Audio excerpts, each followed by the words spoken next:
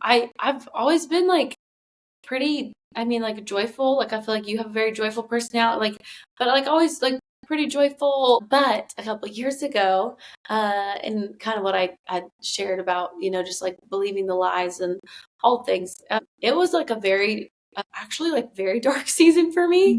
And I was very anxious. I think I was like pretty depressed and I didn't really know that at the time, but I couldn't see the beauty and I just felt like such a failure and I just like could not see the beauty in anything. And I was so angry at God and I was so upset because I felt like he had called me to this thing that I just could not do. And I would sit at the piano and I would just like cry, scream and yell and like and God was so kind because I just feel like, he's just and he always is, but so kind in that season and just like spoke truth over me. It was not a fun season, but I'm so thankful I went through that because you just grow. You gotta get, the roots a little deeper. I believe every single person has a ministry. Ministry isn't just for preachers and it's not just for pastors. It's the way you shine the light that God gave you through His Spirit in all spaces that He's trusted you to walk. That means you on your college campus. That means you at your corporate job. That means you in high school. That means you with your friends at the bar or the restaurant. That means you wherever you are. You have the responsibility to shine God's light in that space, and you get the chance to. Friend, you are beautiful, you are worthy, and you are made to shine. Hey everybody, and welcome back to another episode of the Made to Shine show. I'm so excited because I have someone that, she knows this because I just told her this, I've not only been stalking for the past 2 weeks preparing for this conversation, but also have been listening to her music before I got connected to her on this platform, listening to her music for years. And it's ministered to me so much. Literally some of my favorite songs, Honest, Now, Still Waters, How Can You Not See God? I mean, these are songs that have just meditated on my heart, especially How Can You Not See God? We have the amazing, beautiful Leanna Crawford on with us today. Soon legally changed Leanna Zeller, but she and her beautiful husband got married last year. But all that to say, Leanna, I mean it when I say, like, what's so cool is I started this podcast 2020 and it kind of morphed into this mission of reminding every single person, like, you have a ministry. It's not just preachers and pastors. It's like how you shine God's light everywhere you do. And your song, How Can You Not See God? I first heard it in the movie. I think it was Someone Like You. Yeah, Someone Like You. Yeah. And I was like, with my boyfriend, and I was just like, oh my gosh, this song, if my podcast had a theme song, or if it had, like in baseball, you have the walk-up song. If my podcast had a walk-up song, it would be How Can You Not See God? Because the lyrics are like in every little thing, whether it's your corporate job or your college campus. Anyways, I know that the heart behind that is so special. And so you have to see God in everything you do to write a song like that. And so I am so stoked to have you on the show today. Thank you for being on. Thank you for having me. You're so kind.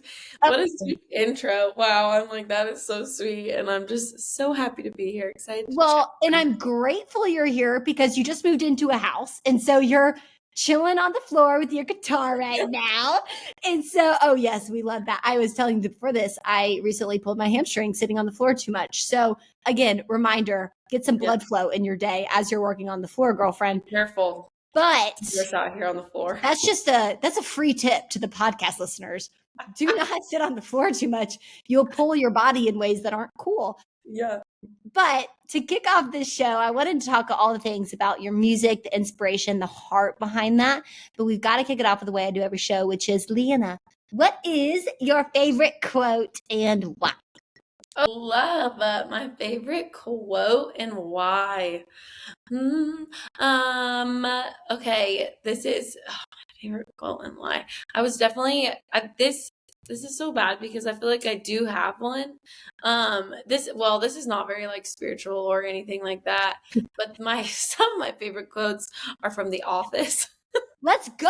That's so relatable. Talk about How Can You Not See God? Hit me with The Office.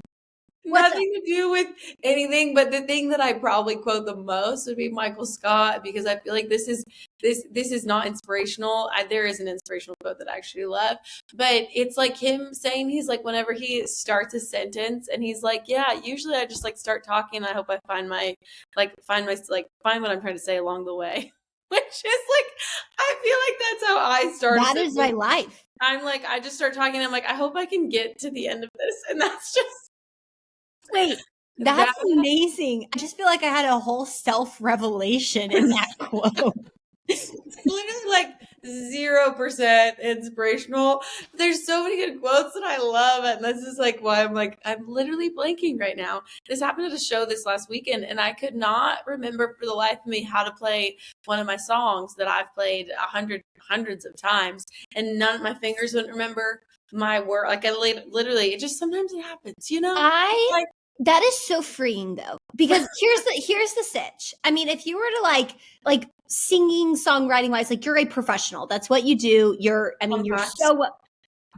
But okay, so many things, but there's freedom in humility. I literally recorded a podcast earlier today, and it was just one of my solo ones, but I was like, I think I forgot how to talk. Like I'm getting on here, really sure where this is going. So hopefully someone gets something from this, but there's so much freedom to that. And I actually think, I'm curious what you think about this. For me, I look back on the podcast conversations that I feel like, oh man, that I had no direction. I'm just not sure whether it's a guest or myself. I've gotten more messages about those than and like impact and wow, like what you said. I was like, man, I don't even remember what I said, because I was like blacking out a little bit. But I think that's kind of where it gives you space for the Spirit to take over in a way, you know? Yeah, I totally agree with that. I think it is. It's the times when all of a sudden it's like you mess up, which happens all the time, right? I try to do, like we try to prepare, we try to do the best we can, and sometimes you just forget what you're trying to say. But I do feel like those are the moments that are like, it just makes it extra special. Or those are the comments after a show of like, oh, I was just, man, the song that I was like, wow, that was a train wreck or something. Someone's like, no, that moment really moved me. Or like, I thought, and I think it's just where, especially it's like God is working in ways that we don't understand. He is moving. And then it's like, okay, it's not about me. And I make it about me, and I try not to. But it just, I'm like, well, did I say the right thing? Did I sound like, was my pitch, which is not always, I mess up. We mess up, we forget what we're doing. Which is definitely, it's nice to be like, okay, the person up on stage, as much as, and I do this, we want to put them on a pedestal. It's like, no, we're all going through the same thing. We're all just figuring it out. Literally. And sometimes, we mess up when no one's watching, and sometimes everybody can see. Sometimes it's very obvious. Literally.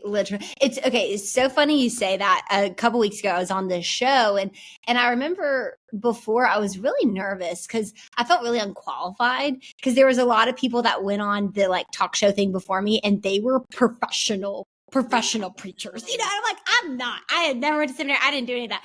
And so I just felt so unqualified. And I was like, okay, Lord, why the heck am I going last? Like, I feel very below the bar.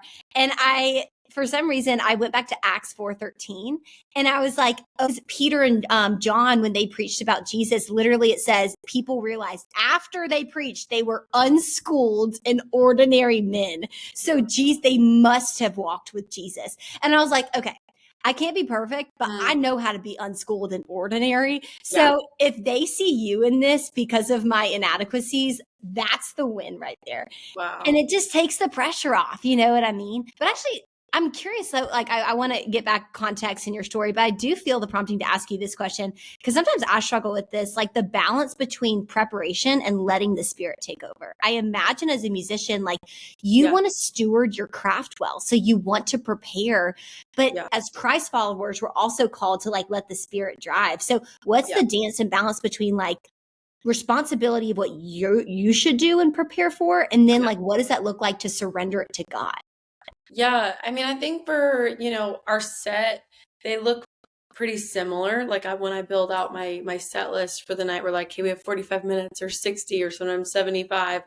And I'm, trying to kind of like, I build the set, try to create like different moments to keep it, interesting. So I'm doing the prep work, and, we, rehearse the band. It's that whole thing that you have to do. But I think the music, I mean, it's kind of both. It's like, I think there's been moments, and it just kind of depends, right? You're like, okay, I just feel like I'm supposed to, keep singing this. I feel like we're supposed to go into like a worship space right now. I feel like we're supposed to do this. And those are like, the most powerful ones, but really trying to be sensitive to that.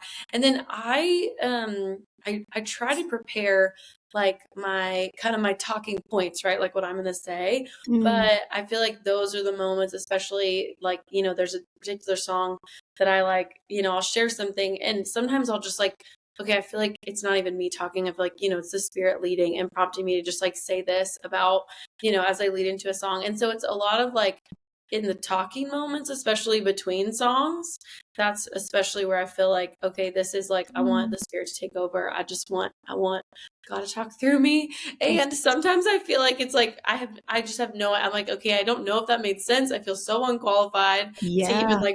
like preach here. I love that. Like, just like, ordinary. I feel like it's so much that way.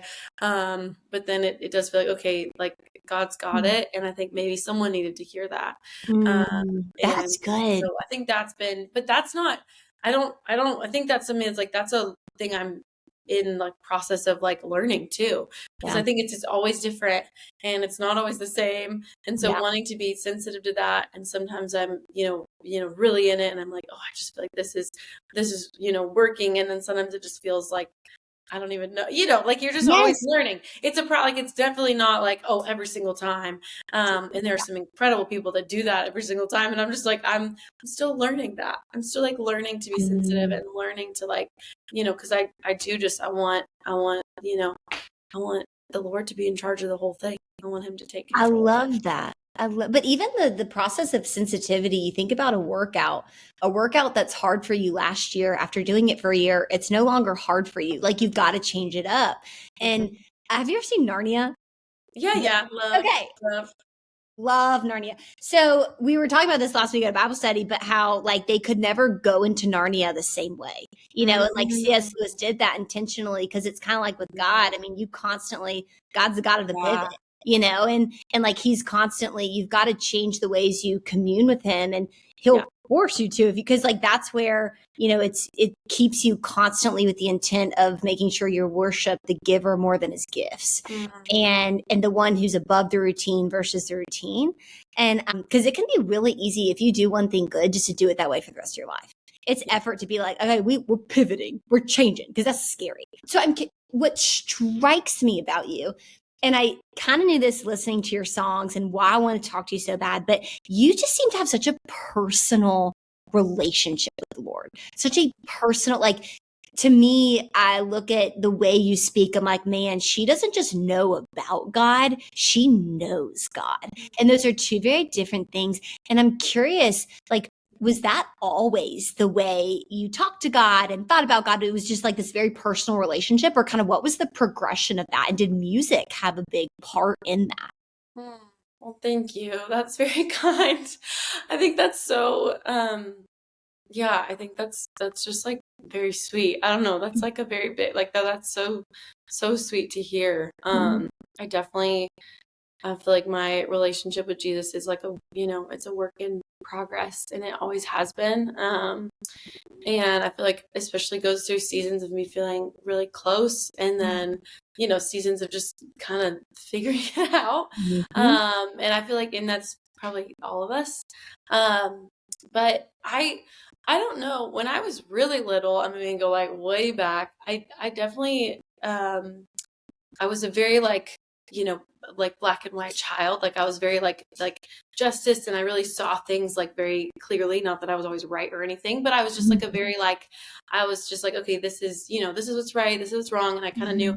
So I feel like from a young age, and that's even like I just felt like I like knew um Jesus, and I was very confident in that. Like I was super confident that I like knew the Lord. And I mean, I'm very thankful. I grew up with like Jesus loving parents, and I grew up in a really sweet church community. And like, Amazing. I was very thankful to be around like loving people and kind of know, that knew the Lord. And so when I was like really little, I felt like I like did just like know Jesus. And I was super confident in that. And then I do feel like, which I think is just the beautiful thing about the Lord, like what you're saying of like Narnia, like C.S. Lewis wrote it. So you couldn't find Narnia the same way. Like you don't find God the same way. Mm-hmm. And I just like, I love that. That's like so beautiful. Cause I do feel like that's what, it's like when we're reading scripture, it's living and active. It's always, you can read the same verse like 100 times and all of a sudden you see it in a new light.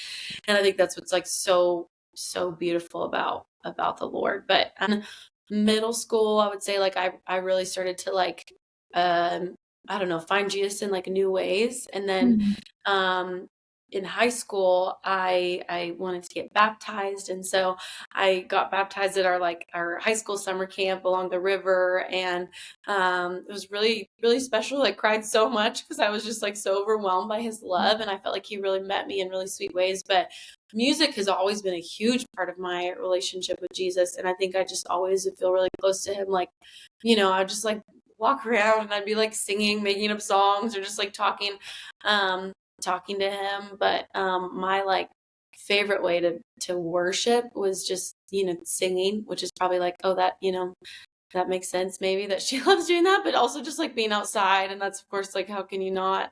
That's a huge part of that song. Is just, but worshiping, I felt always felt like closest to Jesus when I was like sitting down at the piano or with my guitar and just like singing, not even like worrying about writing a song, just like, just singing and worshiping and praising.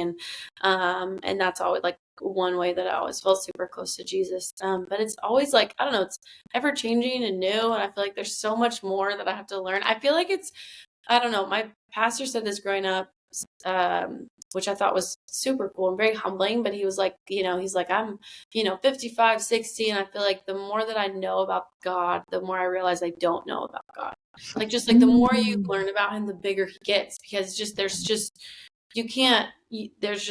so much we don't know. Yeah. And I just thought that was really beautiful. And that's also very humbling. Like, when you're done learning and growing, I don't think you ever are. So anyways. That is so powerful. Well, and I think too, it's funny, my one of my college professors, first day of class, I remember I walked in, and this was very Dr. Bob fashion, but basically she was like, I know I'm successful this year if you leave this class realizing how little you know. Because when you go in and you're like studying all these things, it's when you really get to know a concept, you realize you have more questions than answers. I was a test procrastinator. So, the day before the test, so the day before the test, you had that test review class and no one had questions. Why? Because no one had started studying. But when you start studying, you're like, wait, I have so many questions.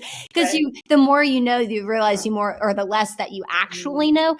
And it's the same with God. Going back to C.S. Lewis, another thing in Narnia, I don't know if this was Narnia or one of his books, but he said like, the more we grow in our relationship with God, it's not that God changes size, but He gets like our understanding of Him gets deeper, and we realize how much bigger He always was than the like parameters that we limited Him to. Right. And I thought that was so cool. And what's also, you mentioned like growing up in such a sweet church community, and that's such a blessing. I mean, such a blessing to have that example. I'm curious, like even along that lines of how can you not see God in every little thing? I think when you grow up in a community, a great church community, sometimes you fall more prey to limiting God to just the church, because you're like, it's so great there, it's so awesome there, but then I go to school and things suck. And you have a song called Mean Girls, right? Like, so there's a song, and like you experience mean girls, you experience mean guys, you go to your corporate job and you have clients that are screaming at you, and you forget to bring God there. And so I'm curious, looking back in your life, did you always see God in everything? Or was there ever a time you look back and you're like, I don't think I invited God into that? He was in that, but it didn't feel like He was at the time. Yeah, definitely. I mean, I think it's easy to think, especially you're like, okay, God is here on Sundays. But like, where is He the rest of the week? And like how, but it's like, the more that, I can bring Him into my, Monday. I think for me now, especially, I think, I mean, growing up, there's definitely different seasons of that. I think for me now, it's very interesting because we travel a lot, playing shows all over, and I'm super grateful to get to do that. But it's like the in between moments where I'm like, okay, am I being a light, or am I like really frustrated that this, person checking us into our hotel room does not know what they're doing, and I just want to go to sleep. Like, and I think it's those in between of like, okay, I can, show Jesus, I can like, be on stage and I can, share the song, but like, are the in between moments, am I seeing God in those things too? Or am I allowing God to show up? Because I think it's really easy to do the one, but like it's harder to do the other one. And so just trying to be like, okay, am I allowing God to show up in this moment? Am I making space for him to be in my everyday life? Not just, is it like, am I making space for him to be involved in like the journey of getting to, where I'm supposed to go, whether that's work or school or the coffee shop down the street or whatever. And that's like a lot harder to do because your mind, like, I'm thinking about all the things we're about to do, and that I'm, only have 5 minutes to do, sound check or whatever. And I'm like, okay, how am I allowing God to move during rehearsal, during sound check, doing these things? And so that is like, I feel like definitely a work in progress and something I want to be, but it's very easy to just be like stuck on, no, we can just allow God. And when we're on stage, we can just allow God on Sunday morning at church, but like, no, he wants to be in all the moments. And I think just like allowing, ourselves to kind of like slow down and just like let him to show up, like let him show up, let him, show us what he's trying to teach us. Cause sometimes it's in the in-between. I love that. That's what I need to be doing. Retweet. But I think it's grace. God isn't shocked by our humanity. You know what I mean? And I think even going back to what you said about how you like bring God into the moments in your shows, like taking care of stewarding the gift and also leaving room for the Sorry. You're good. Sorry. If it wasn't you, it was gonna be me. I always joke, people FaceTime me without a doubt every podcast. Every podcast. So that's awesome. I should turn. I don't know how to turn. I never know how to do that on my. Anyway, sorry, on my laptop. Do you have an Oura ring? Yes. Do you? Yes. Yeah, girl. Fabulous. That's fabulous. All that to say was, so the pause though, because you mentioned with the singing, how you'll sing a song and then you'll pause and you'll talk and then you'll sing a song, and the talking is uncomfortable for you. Like it's like, it's not the thing that you're like the song, you're going to sing the song, but the talking is where you're not really sure what God's going to do. You can't really plan for it or what he's going to say. But I think it's this mix of expecting God to send the spirit or the provision in regards to what that looks like in that moment, but creating the space for it too and slowing down. Yeah, that'll preach. I once heard a pastor say when Jesus, was baptized and then the spirit fell on him like a dove, what he said was so interesting. He was like, the thing about doves is they only land on something that's still. And that really hit me because I thought, how often in my day, like I'm pretty good about my quiet time in the morning and at night before I go to bed, but during my crazy hectic day, how intent am I at saying I'm going to be still for 3 minutes? Like it doesn't have to be 3 hours. I don't have that, but 3 minutes, just like we're sitting, God, I'm inviting you into this. If I get something awesome, if I don't, that's okay too. Just kind of letting him be the ultimate decider of what that looks like in that moment.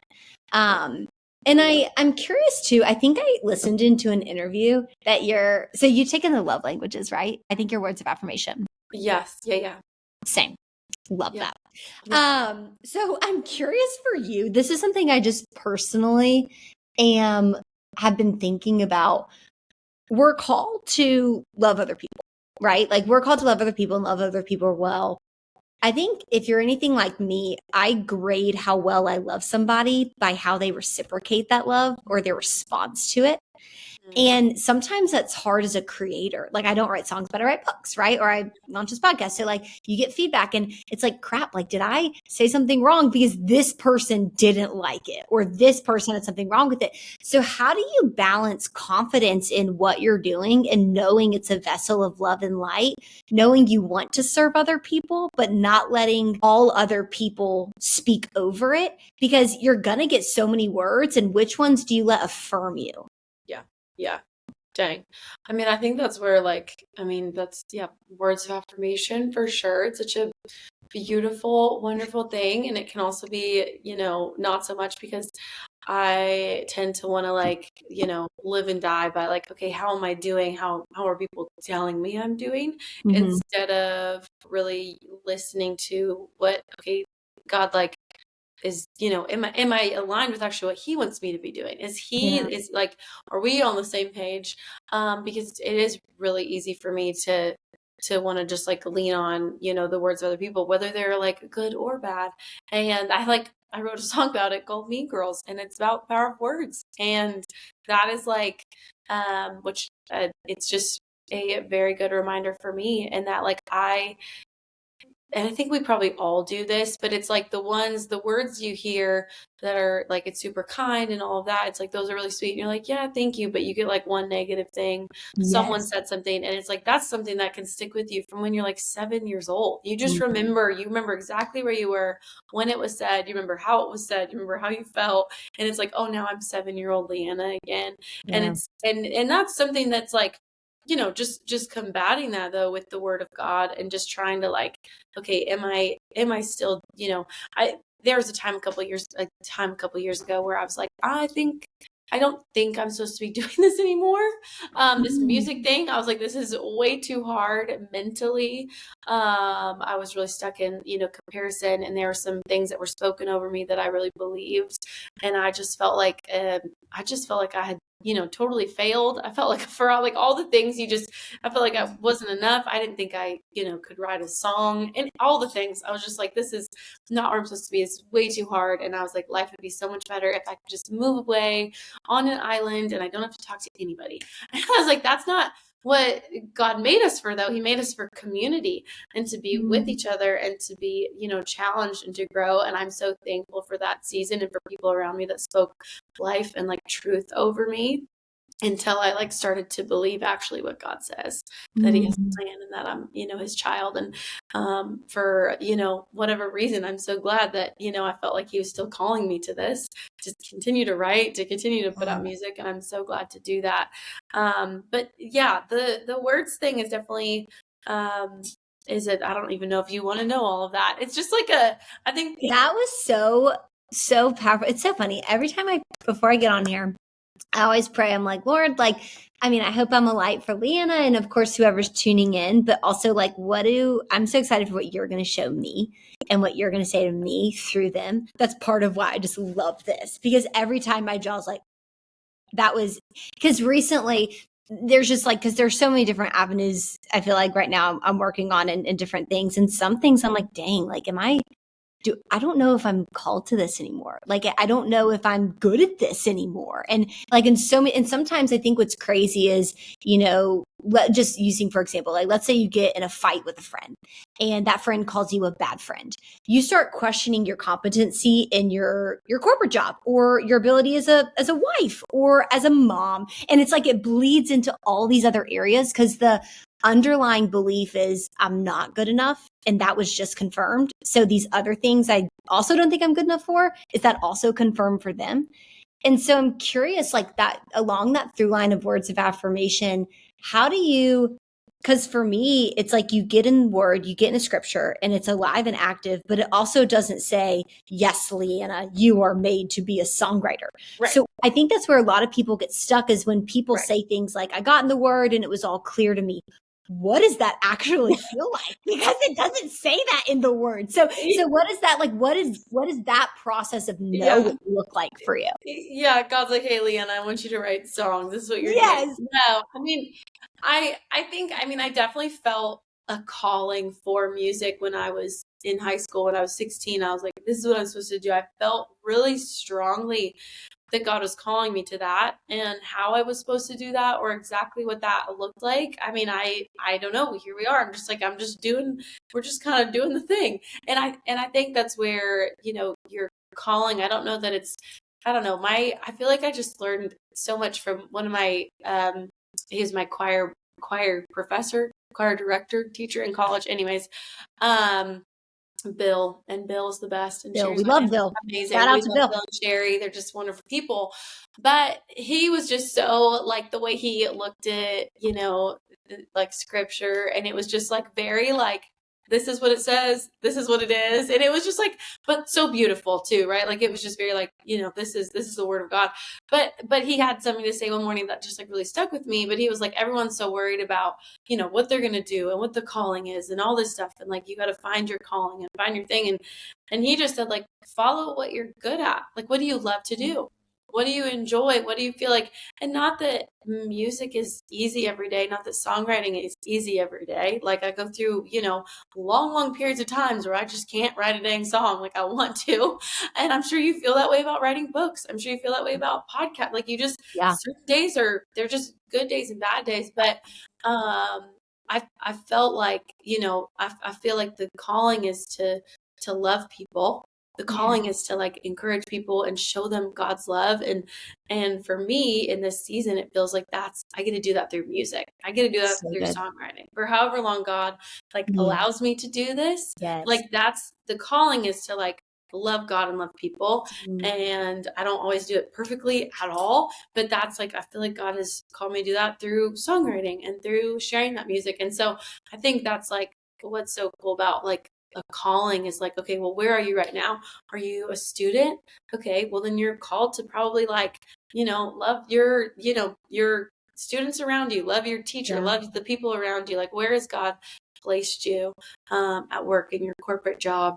And I think the calling is like, I think that just like makes it so much more beautiful too, because it's not like you have to be stuck in one thing your whole life. Like, I'm called to this, and this is what God called me to do when I was 16. It's like, no, that can look a lot different.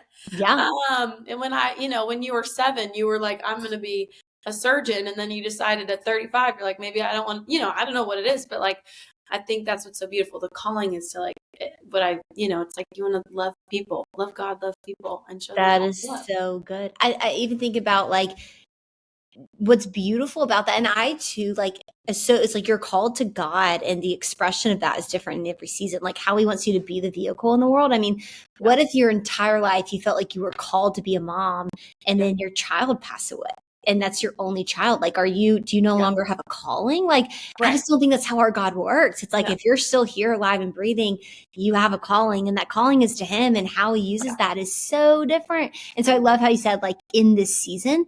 And again, that forces us, going back to what you were alluding to previously, of surrender and creating space for God.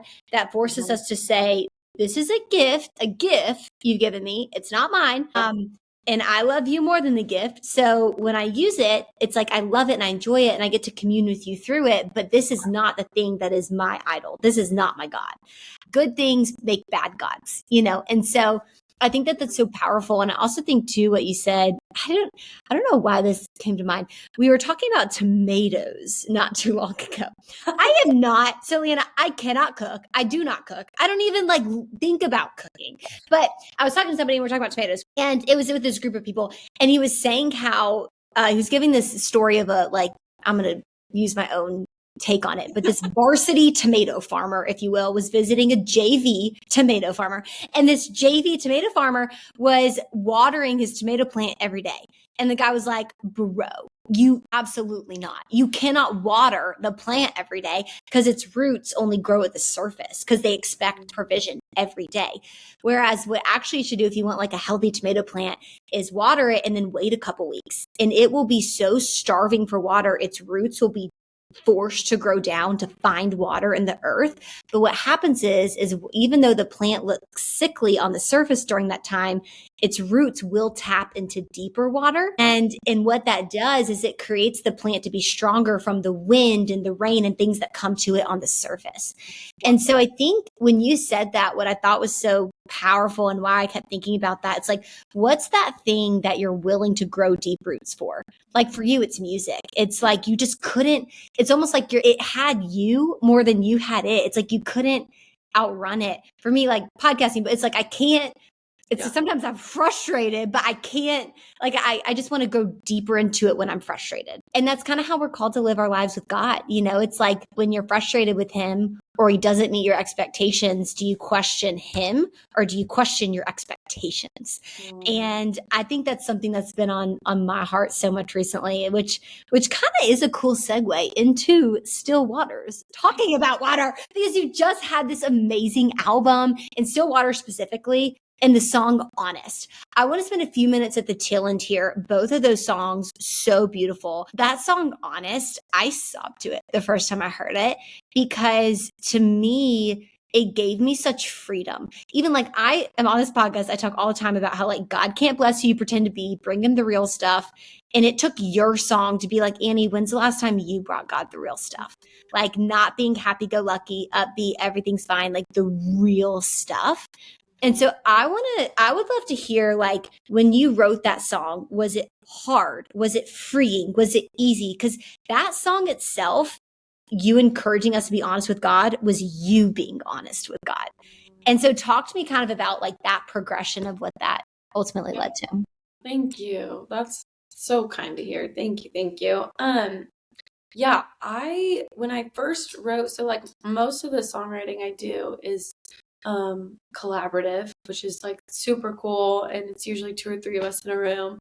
And if you go to like, see the song credits on the album, you'll see like a bunch of different names and a lot of the same ones too. Like I write the same people, but super grateful for that. Honest was one that and most of the time I like come into the room with an idea. Sometimes it's more worked out, sometimes it's like not.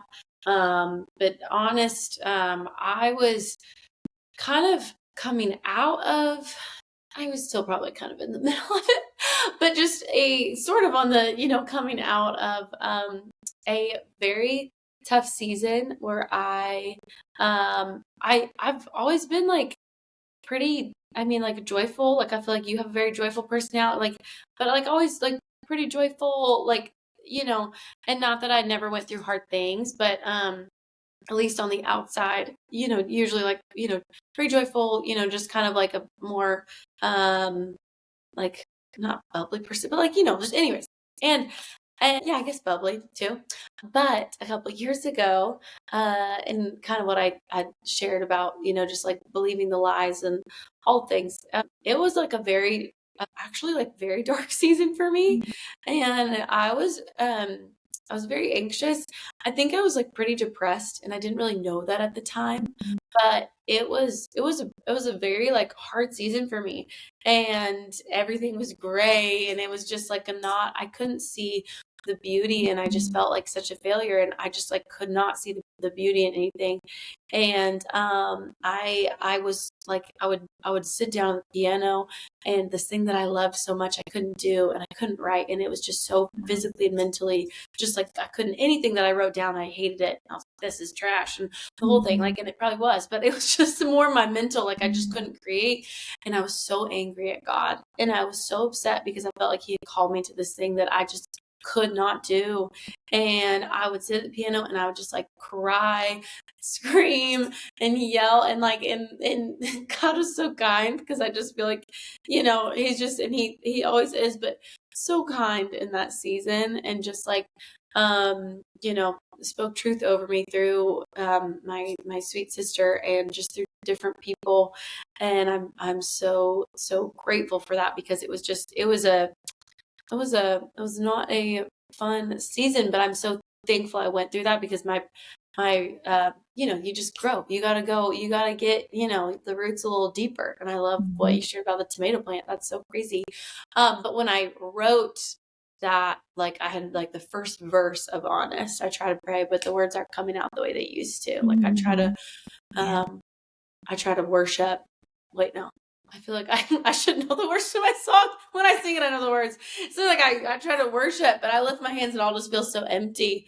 And I like felt all of that things. I think it's just like you want to do the thing you think you're supposed to do, but you don't feel it. Like you just don't know, and you're like, God, what am I supposed to be doing? But I think that's where like God meets us is like you're saying, when you can be like honest with him and just bring all of it. And I think that's where like I love the Psalms, and like, David just brings everything to God, and he's like, here's all my depression, all my things, and I'm still going to praise you, but here's all of it. And he was a man after God's own heart. And I like love that because it's so freeing for me. So then bringing that was very scary, because I was like, okay, here's his verse. I don't know what this song is supposed to say. But I brought verse 1, and I was like, this is kind of where I'm at. And so then we wrote honest, and it was like very freeing. It was a very freeing day writing that song. I think I really, really needed it. And every time I sing it, I'm kind of just like back in that a moment, which has been, it's been very good for me. Very good for me. It reminds me too of like in the Old Testament, they set up altars, and you do like you need your, I think it's called your Ebenezer, but like the places where you can look and say, that's where God did that for me. Because you forget. I mean, we are compared to sheep for a reason. Like we forget what God does for us. And so I think that's so powerful. I mean, there's been so many times too. And I think that's what's so powerful about, and I want to ask you too in our last couple of minutes about like the creation process, because there is something so powerful about showing people your scars so that their wounds may heal.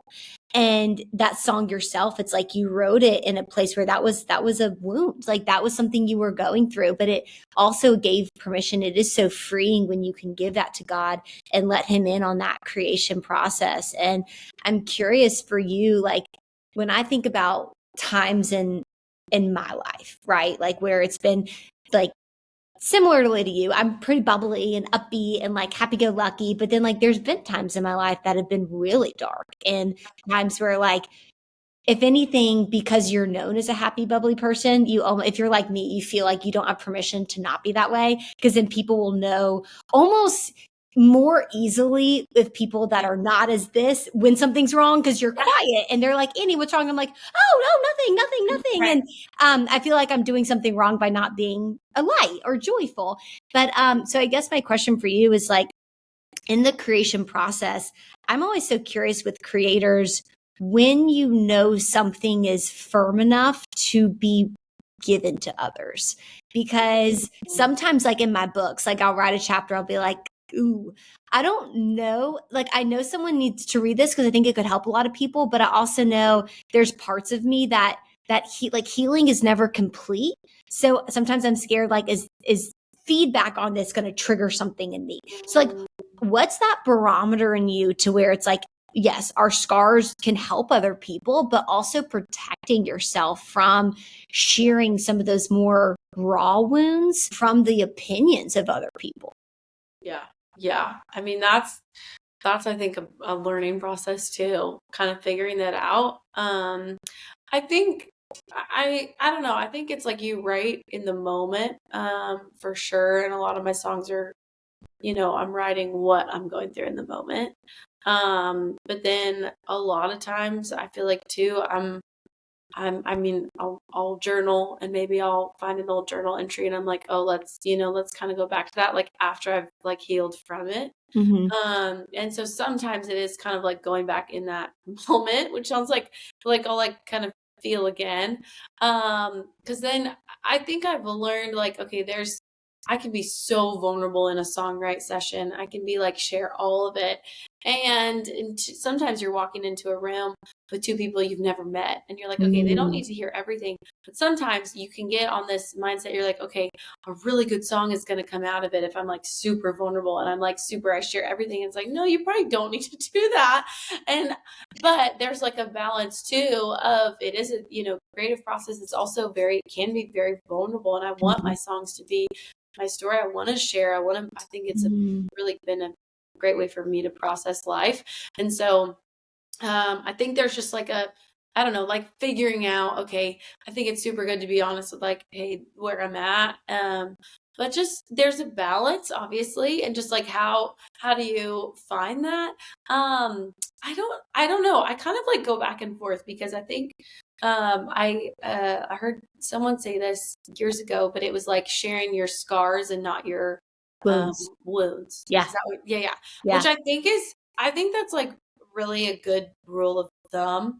And it's Mhm. not to keep things like secret or like hidden. It's just of like what, especially when you're sharing on a podcast, when you're sharing things publicly, like I think it is super healthy to like share your scars, things you're healing that you're mostly hopefully healed from. But like, Mhm. you're right, like the healing process is never done and you're always, hopefully, on the healing journey.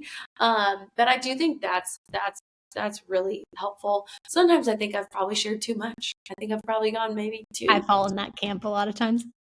I'm like this is where I should share. And like I just think sometimes you're like, I don't need to share everything. So I've been trying to like not hold back, but just kind of keep things okay. This is something I'm still working through. This is something I'm still like, I'm still working on in here. And so That's sometimes good. it can be really healthy and helpful to process that. So I was like, no, this is still pretty open. This is But I still think that's bleeding. where I'm like still I I think about the woman with the internal bleeding, and when Jesus finally found her, she told him her whole story. I'm like, if that was me, that would take like 6 hours, like the whole story. But then I also think about that. It's like she told Jesus that. And I think what's so powerful about your story, you mentioned your sister. I'm super close. I have two sisters. I'm super close with them. So that resonates with me a lot because they've spoken over me in really hard times. And yeah, I think what's so powerful about what you're saying is you've got to be honest with your wounds to the right people. yeah, That includes God, also trusted people in your life to let speak over you. And so I think like, even if you're not a creator listening in, you are a friend in a friend group. You are someone who might be opening up to your boss about something you're frustrated with at your corporate company or your sorority. And like, there are some people you do not need to share your wounds with. Like there's some people, that's there's a true. reason the woman with the internal bleeding was talking to Jesus when she told her whole story. Like he was trusted. He was someone that she felt inclined to share. And so I think that's a really cool call out, whether you're a creator, whether you're just creating a conversation of intimacy with somebody, like Yeah. kind of putting in those barometers or parameters. I always get those words confused. But again, ordinary and unschooled. Let's go. But all that to say, I know we're coming up on time. This has been just the coolest conversation for me. Like, again, looking into your heart, looking into your spirit. When you listen to your music, you really do hear the heartbeat of the spirit behind it. Because I think for me, the biggest barometer, that is the right way to use this, the biggest barometer of like, I think someone's impact in the kingdom and shining light is how much more do I want to talk to God after I consume this person's work, this creation, the fruit of their life. And I think when we live in the fruit God designed us to live into, it's always going to inspire people to go back to him. Not us, not how cool we are, but him. And it's even like before, like I knew you were going to be awesome. But what's so cool about this conversation is you really are like, you're someone, you so know where your gift comes from. And you're so dedicated to bringing people back to the God that's also the God over them and their gift, which is just so cool. And so thank you for all you do. Where can people okay, Still Waters, talk to us about it. Where can people find it, stream it, all the stuff? Thank you. And thanks for having me on. I feel so encouraged. I'm like, thank you. This has been so sweet. Yes, Still Waters. You can listen to that anywhere you listen to music. Spotify, Apple, Amazon, YouTube, all the things. There's so many I missed. There's like, yeah, you can find the music wherever. I'm mostly on Instagram, but I'm on all the socials. Leanna Crawford. I also talk about the album on there. And yeah, I think that's pretty much. It's Do you my have any first shows coming up? Huh? Shows coming up? We have shows. We have some shows coming up. This actually, I don't know when this is going to be, when this is going to be out, but I have shows all this next month. I think I don't know what day it is, but anyways, I get to perform in my home state next week, and we don't get out to Washington State very often, so I'm very excited at the state fair. Bundle up, girlfriend. Yeah, I'm guessing it's cold. Yeah, October. I'm going on a short run with We Are Messengers, which is sweet. Love those guys, so that'll be really fun. But and then headed out back in the spring. but no one Oh, knows about that yet. So that's a surprise. Just for and putting together a house and furniture in the meantime. all the things, all the things. Oh man. Well, seriously, it was such a delight having you on. The send off question before I let you go is for people tuning in. I'm all about practicality. So, what is the most practical thing, whether they know Jesus, whether they don't know Jesus, someone in your eyes could do to grow their faith today? I would say start really small. I think it can be so intimidating sometimes to be like, okay, I need to do a whole I just need to read a whole book of the Bible. Like, I would say, especially, I would just say start small, like build the habit. And, you don't have to spend 2 hours every morning in the word, but like literally like a verse a day, like 5 minutes, and then that'll grow into 10 minutes. And then like the habit will, form to where it's Yeah. like, you can't go through your day without it. And that's something I'm, working on too. But Yes. just building the habit, start small, a verse turns into a few verses and then a chapter. I would say that's huge. And then I think what we talked about too, like bringing God into your everyday, into your relationships, into your workspace, into the, he's already there. He's already sees it all and he wants to be in it with you. So I would just say, just, bringing him in. And I think you just do Mhm. that by, praying. Pray before you go into a meeting, pray before, Yes. talk to him all the time. He wants to hear from you. He wants to hear your voice. And it doesn't have to be anything profound. Hey, God, help me in this meeting today. Hey, Yeah. God, give me the words. Hey, Literally. God, like help, like literally can be so simple. But I think that's just little practical little things. I was literally going to ask you, how do you bring him into your episode? So that is like, I have a trigger. Like when I enter a Zoom meeting, it's like, okay, Lord, come into this. And that takes 2 seconds. But I love that you said that because it is a discipline, but disciplines lead to desire. And so it's like making small steps. So, Leanna, you're amazing. Thank you for being on the Made to Shine show and shine in your light. You got so many fans from afar now. So thank you so much. Thank you. Thanks for having me. And I hope that this blessed you and encouraged you, reminded you that God gave you a unique light and it is your job to shine it in this world because we need you to. That being said, if you were blessed by this message and you can think of anybody else that also needs this type of encouragement, do me a favor, hit like, hit subscribe, leave me a comment. It helps me out a lot and helps this message that I do believe God gave my heart to share with the world gets out. I hope you have such an amazing rest of your day.